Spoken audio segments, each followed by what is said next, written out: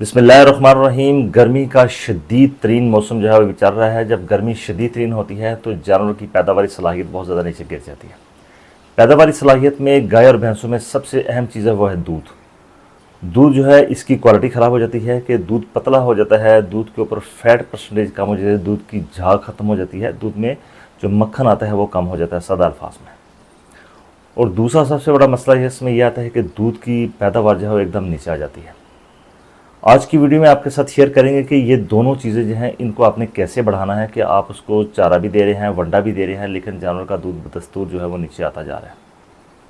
तो चलते हैं वीडियो के अगले हिस्से की तरफ। कैसा मामला इसमें क्या है, तो कौन सी ऐसी चीज़ें हैं जिनको आप इस्तेमाल करके अपने जानवर का दूध वापस वहाँ पर लेके आ सकते हैं।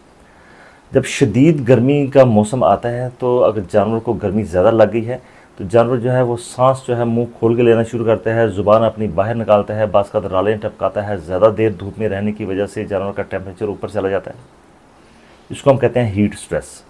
जब जानवर हीट स्ट्रेस में आएगा तो दो मसाइल उसमें सबसे पहले होंगे। जानवरों में जो ही हीट स्ट्रेस आएगा उसमें एसिडोसिस बढ़ जाएगी। इस चीज़ को समझना बहुत ज़रूरी है। एसिडोसिस कैसे आ जाएगी कि जानवर को जब ज़्यादा गर्मी लगती है तो जानवर ज़्यादा हाँफता है, ज़ुबान बाहर निकाल के सांस लेता है, तो जानवर के मुंह से रालें भी टपकती हैं, बाहर आ जाती हैं।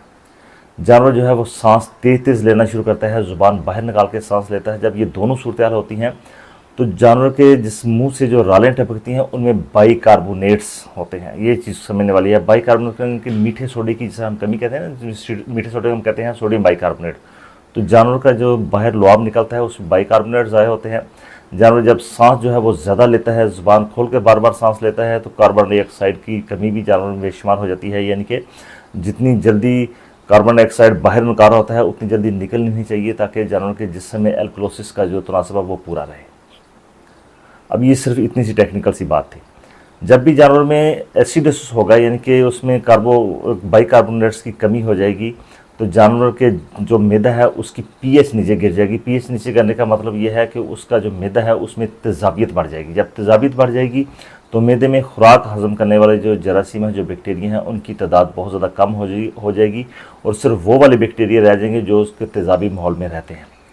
ऐसी सूरत हाल में जानवर जब खुराक खाते हैं तो उस खुराक को हज़म करके वो 3 तरह के वोलेटाइल फैटी एसिड हम उनको कहते हैं, यानी कि आप ये कह लें कि चर्बी की एक ख़ास किस्म है। 3 किस्म के वोलेटाइल फैटी एसिड हम वो कम हो जाते हैं। उन तीनों का काम क्या है कि दूध की पैदावार को बढ़ाना और दूध में चर्बी की यानी कि फैट परसेंटेज को बढ़ाना।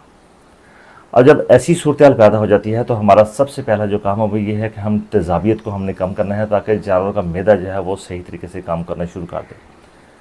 इसके लिए आपने सबसे पहले, अगर ऐसी सूरत हाल पैदा हो गई है तो आपने अपने जानवर को मीठे सोडे का इस्तेमाल जो है वो लाजमी करवाना है, हर सूरत में करवाना है।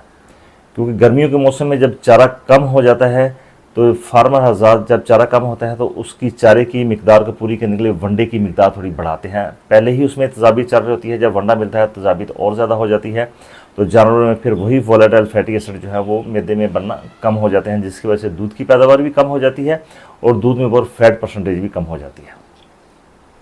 अब ऐसी सूरत हाल में आपने क्या करना है, आपने सादे अल्फाज में कि आपने मीठे सोडे का इस्तेमाल करना है। रोज़ाना आपने 50 से 100 ग्राम मीठा सोडा, मुनहसर होगा कि आपका जानवर जो है वो कितना वंडा खा रहा है। अगर 6 से 7 किलो वंडा खा रहा है तो उसको आप 50 ग्राम जो है वो मीठा सोडा देंगे। अगर 10 किलोग्राम जो है वो आपका जानवर वंडा खा रहा है तो फिर आपने 100 ग्राम जो है मीठा सोडा अपने जानवर को रोज़ाना देना है। इसके साथ साथ जानवरों का जो मैदा है उसकी ताकत को बहाल रखने के लिए, ताकि उसमें एसिडोसिस ना आए, उसके जो बैक्टीरिया हैं जो खुराक हज़म करने उनकी तादाद भी बेहतर रहे, तो इसके साथ आपने यीस्ट पाउडर जो है वो इस्तेमाल करना है। यीस्ट जो है वो आपने 2 ग्राम रोज़ाना फ़ी जानवर जो है इस्तेमाल करनी है। यीस्ट लाइव यीस्ट इस्तेमाल करें ज़्यादा बेहतर है। और जो भी आप यीस्ट इस्तेमाल करेंगे, मैन्युफैक्चर जिन्होंने यीस्ट बनाई है उसकी डोज को एडजस्ट कर लेते हैं, उस लिहाज से आपने रोज़ाना जानवर को देनी है। एक अहम तरीन चीज़ जो है वो आपने ख़ास तौर पर ध्यान में रखना है कि चूँकि एनर्जी की शदीद जो है कमी हो जाती है जानवर के जिस्म में गर्मियों के मौसम में, आपने बाईपास फैट का इस्तेमाल जो है वो लाजमी करना है। तो 3 चीज़ें हैं जो आपने इस्तेमाल करनी है। एक आपने मीठे सोडे का इस्तेमाल करना है, दूसरा आपने यीस्ट पाउडर जो है वो रोज़ाना इस्तेमाल करना है दूधेल जानवर में, और तीसरा आपने बाईपास फैट इस्तेमाल करनी है। बाईपास फैट जो है काफ़ी सारे फार्मर अगर कुछ ऐसे हैं जो अभी तक इसको समझते नहीं है। बाईपास फैट 2 तरह की मार्केट में अवेलेबल है, एक 84% है और एक 99% है। जो 84% है वो आपने 100 से 150 ग्राम वो दूध अगर ज़्यादा है 15 लीटर से ऊपर तो फिर आप 200 ग्राम भी इस्तेमाल कर सकते हैं।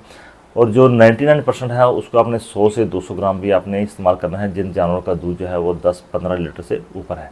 तो दोनों सूरत हाल में आपने ये इस्तेमाल करना है। ऑयल का इस्तेमाल आप इन दिनों में ना कीजिए, ऑयल की जगह आप इसको बाईपास इस्तेमाल कीजिए, क्योंकि मैदा जानवर का पहले ही डिस्टर्ब हो जाता है एसिडोसिस की वजह से, तेजाबियत की वजह से, क्योंकि जब जानवर सांस मुंह खोल के लेगा तो दोनों चीज़ों की बाइकार्बोनेट्स की कमी की वजह से ये वाला मामला आ जाता है। तो सारी की सारी जो सूरत हाल है वो एसिडोसिस से ही ख़राब होती है।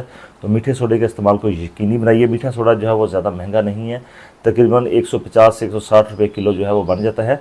और इनके 7.5 रुपये से लेकर 15 रुपये तक जो है उसकी डोज़ 50 से 100 ग्राम जानवरों की बन जाती है। तो आसानी के साथ कोई अवेलेबल होती है। उम्मीद करता हूँ कि आज की वीडियो में आपने चीज़ें सीख ली होंगी। फिर भी आपका कोई अगर सवाल रहता है टेक्निकली तो वो भी आप मुझसे पूछ सकते हैं, क्योंकि इस वीडियो में ज़्यादा टेक्निकलिटी आपको नहीं सिखाई गई, क्योंकि मुश्किल हो जाती है सीखना। तो सादे अल्फाज में आपने इसको देख लिया होगा।